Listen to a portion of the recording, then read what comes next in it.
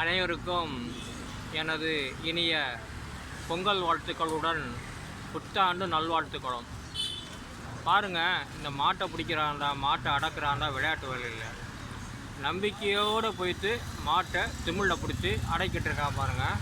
இது ஒரு பெரிய விஷயந்தான். மாடு குத்தும், உதையும், மாடு கோவமாக இருக்கும், அது என்ன வேணாலும் செய்யும், கீழே போட்டு கூட மிதிக்கும்.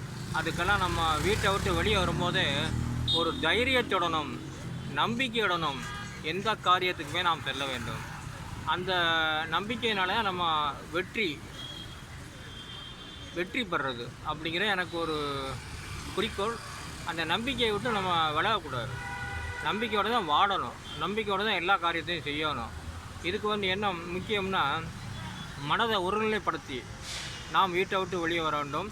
நம்ம வாழணும் அப்படின்னாலும் நம்பிக்கையோடு மனதை ஒருநிலைப்படுத்தி வாழணும் அப்படிங்கிற நான் சொல்லி இத்துடன் முடித்துக்கொள்கிறேன்.